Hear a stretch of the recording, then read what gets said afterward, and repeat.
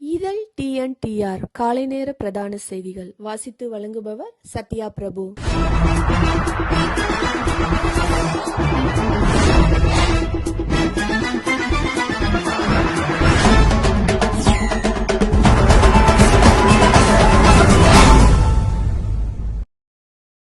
அமெரிக்காவுக்கான இலங்கை தூதுவர் மகிந்த சமரசிங்கவிற்கு தற்போதைய அரசாங்கத்தில் புதிய பதவிகளை வழங்குவது குறித்தோ அல்லது ஜனாதிபதி செயலாளர் பதவியில் மாற்றங்களை ஏற்படுத்துவது குறித்தோ எவ்வித தீர்மானமும் எடுக்கப்படவில்லை என அமைச்சரவை பேச்சாளர் அமைச்சர் நலிந்த ஜெயசிந்த திட்டவட்டமாக தெரிவித்துள்ளார். குறுகிய நலன்களை கொண்ட ஒரு சிறு குழுவினரே திட்டமிட்ட அடிப்படையில் இவ்வாறான போலி செய்திகளை உருவாக்கி பரப்பி வருவதாகவும் அவர் சுட்டிக்காட்டினார். அமைச்சரவை தீர்மானங்களை அறிவிக்கும் வாராந்த ஊடகவியலாளர் மாநாடு நேற்று செவ்வாய்க்கிழமை கொழும்பில் உள்ள அரசாங்க தகவல் திணைக்களத்தில் இடம்பெற்றது. இதன்போது ஊடகவியலாளர்கள் எழுப்பிய கேள்விகளுக்கு பதிலளிக்கும் போதே அமைச்சரவை பேச்சாளர் அமைச்சர் நலிந்த ஜெயசிந்த இவ்வாறு அறிவித்தார். இது தொடர்பில் அவர் மேலும் குறிப்பிடுகையில், தற்போது அமெரிக்காவுக்கான இலங்கை தூதுவராக ராஜதந்திர கடமைகளை ஆற்றி வரும் மகிந்த சமரசிங்க கடந்த காலங்களில் உள்நாட்டு அரசியலில் ஈடுபட்டிருந்த ஒருவராவார். எனினும் அதன் பின்னர் அவர் தனது அரசியல் நடவடிக்கைகளிலிருந்து முழுமையாக விலகி தற்போது தூதுவர் பதவியை மாத்திரமே வகித்து வருகின்றார். இவ்வாறான பின்னணியில் இந்த ராஜதந்திர பதவிக்கு அப்பால் அவருக்கு தற்போதைய எமது அரசாங்கத்தில் ஏதேனும் புதிய உயரிய பதவி ஒன்றை வழங்குவது தொடர்பில் அமைச்சரவை மட்டத்திலோ அல்லது அரசாங்க தரப்பிலோ எவ்விதமான தீர்மானமும் எடுக்கப்படவில்லை என்பதை தெளிவுபடுத்த விரும்புகின்றோம். அதேபோன்று தற்போதைய ஜனாதிபதி செயலாளர் பதவியில் எவ்வித மாற்றத்தையும் ஏற்படுத்துவதற்கோ அல்லது புதிய ஒருவரை அந்த பதவிக்கு நியமிப்பதற்கோ எமது அரசாங்கம் எவ்விதத்திலும் எதிர்பார்க்கவும் இல்லை. சுயநல நோக்கங்களை கொண்ட ஒரு மிகச்சிறு குழு ஒன்று அரசாங்கத்தின் நிர்வாக கட்டமைப்பிற்குள் குழப்பங்களை விளைவிக்கும் நோக்கில் தங்களுக்குள் இவ்வாறான முற்றிலும் உண்மைக்கு புறம்பான போலி செய்திகளை திட்டமிட்டு உருவாக்கி கொண்டு சமூகத்தில் பரப்பி வருகின்றன என்றார்.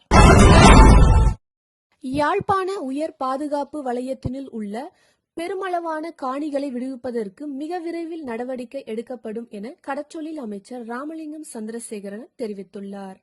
உயர் பாதுகாப்பு வலயத்தினுள் உள்ள காணிகளை விடுவிப்பது தொடர்பில் வட மாகாண ஆளுநர் செயலகத்தில் நடைபெற்ற உயர்மட்ட கலந்துரையாடலின் பின்னர் ஊடகங்களுக்கு கருத்து தெரிவிக்கும் போதே அவர் இவ்வாறு குறிப்பிட்டார்.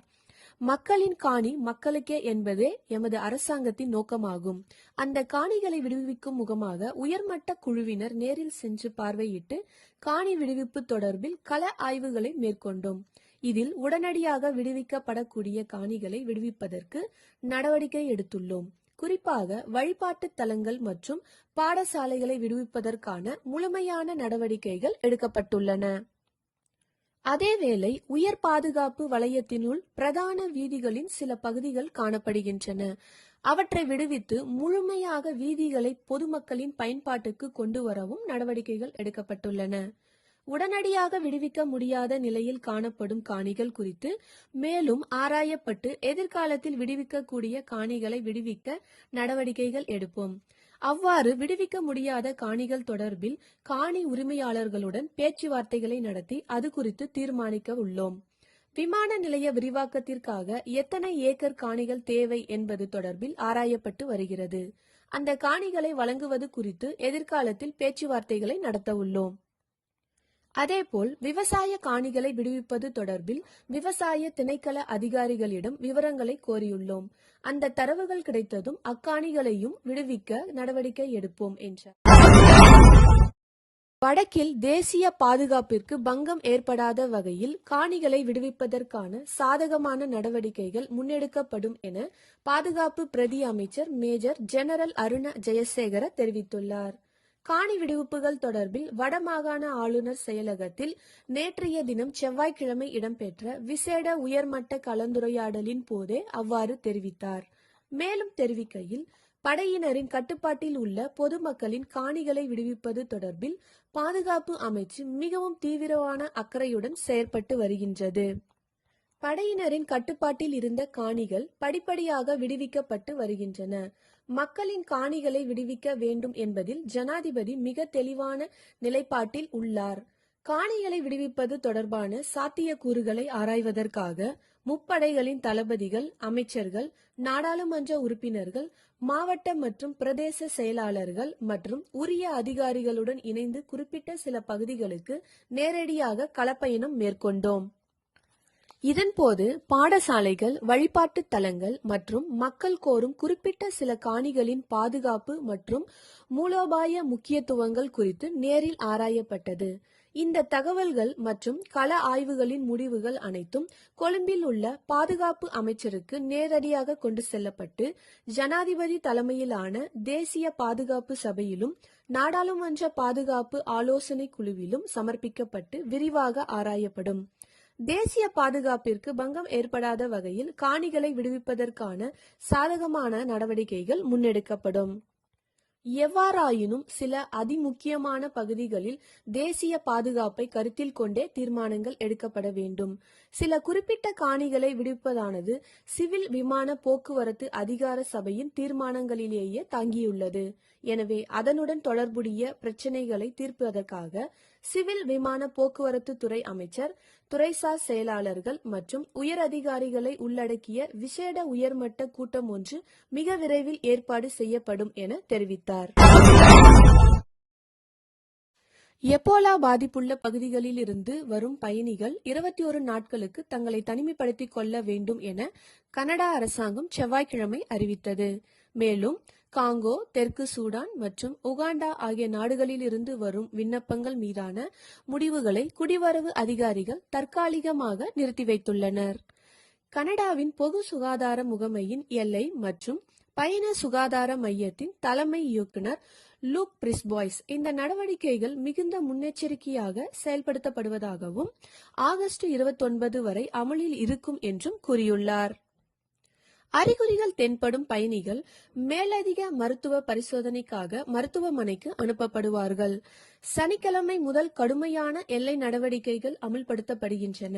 மேலும் தனிமைப்படுத்திக் கொள்ள இடமில்லாதவர்களுக்கு உரிய இடம் வழங்கப்படும். இதனிடையே புதன்கிழமை முதல் பாதிக்கப்பட்ட நாடுகளை சேர்ந்தவர்களின் குடிவரவு விண்ணப்பங்கள் மீதான இறுதி முடிவுகளை 90 நாட்களுக்கு நிறுத்தி வைப்பதாக கனடிய அதிகாரிகள் தெரிவித்தனர். இருப்பினும் நோய் பரவலின் போக்கை பொறுத்து இந்த இடைநிறுத்தம் நீட்டிக்கப்படலாம் அல்லது நீக்கப்படலாம். இந்த திடீர் நோய் பரவல் வடகிழக்கு காங்கோவை மையமாக கொண்டுள்ளது. இது மீட்பு முயற்சிகளை விஞ்சி செல்லும் வேகத்தில் பரவும் ஒரு அரிய வகை தொற்றாகும். 900க்கும் மேற்பட்டவர்கள் பாதிக்கப்பட்டு 220க்கும் மேற்பட்டவர்கள் மரணமடைந்துள்ள நிலையில் நிவாரணப் பணிகள் தீவிரப்படுத்தப்பட்டுள்ளதாகவும் மேலும் இந்த நோய் பரவல் பல மாதங்களுக்கு நீடிக்கக்கூடும் என்றும் உலக சுகாதார முகமை தெரிவித்துள்ளது. கியூபாவின் வெளிவிவகார அமைச்சர் புருனோ ரோட்ரிக்ஸ் பாரில்லா தனது நாட்டில் பேரழிவை தடுப்பதற்கு சர்வதேச சமூகத்திடம் அவசர உதவியை கோரியுள்ளார். அமெரிக்காவின் எரிபொருள் தடையின் கீழ் உள்ள கியூபா செவ்வாயன்று ஐநா பாதுகாப்பு சபையில் ஆற்றிய உரையில் அமைச்சர் கோரிக்கை வைத்துள்ளார்.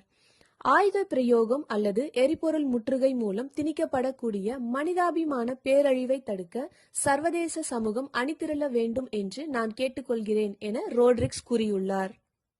மேலும் கியூபாவுடன் ஒருமைப்பாடு காட்டுவதற்கான நேரம் இதுவாகவே இருக்க முடியும் எனவும் அவர் குறிப்பிட்டுள்ளார். அமெரிக்க ஜனாதிபதி டொனால்ட் ட்ரம்ப் கம்யூனிஸ்ட் கியூபாவை கைப்பற்றுவது குறித்து வெளிப்படையாக கருத்து தெரிவித்துள்ளார். வெனிசுலாவில் கடந்த ஜனவரி மாதம் நிக்கோலஸ் மதுரோவை பதவியிலிருந்து நீக்கிய தாக்குதலுக்கு பிறகு ஹாவானா தனது அடுத்த ராணுவ நடவடிக்கை மற்றும் பெரிய மாற்றத்திற்கான இலக்காக இருக்கலாம் என்றும் அவர் கூறியுள்ளார். நாடு தழுவிய மின்வெட்டு அங்கு சாதாரணமாக நிகழ்கிறது. மதுரோ பதவியிலிருந்து அகற்றப்பட்ட பிறகு ஹாவானாவின் நட்பு நாடான வெனிசுலாவில் இருந்து வரும் எண்ணெய் விநியோகத்தை ட்ரம்ப் நிறுத்தியதால் நிலைமை மோசமடைந்துள்ளது. இது ஹாவானாவில் உள்ள அரசாங்கத்தை கவிழ்ப்பதற்கு அமெரிக்கா ஒரு சாக்கு போக்கை தேடுகிறது என்றும் அச்சத்தை மேலும் வலுப்படுத்தியுள்ளது. காஸ்ட்ரோ மீதான குற்றச்சாட்டு அறிவிக்கப்பட்ட மறுநாள் கம்யூனிச அமைப்பை மாற்றுவதில் அமெரிக்கா தீவிர கவனம் செலுத்தி வருவதாக அமெரிக்க வெளிவிவகார அமைச்சர் மார்க்கோ ரூபியோ கியூபாவை எச்சரித்தார். இந்த நிலையில் செவ்வாயன்று ரோட்ரிக்ஸ் இந்த குற்றச்சாட்டு அரசியல் உள்நோக்கம் கொண்டது என்று கூறியதுடன் கியூபா அமெரிக்காவிற்கு தேசிய பாதுகாப்பு அச்சுறுத்தலாக உள்ளது என்ற அமெரிக்காவின் குற்றச்சாட்டுகளையும் மறுத்தார். இத்துடன் இதழ் TNTRின் காலை நேர செய்திகள் முடிவடைந்தன. நன்றி.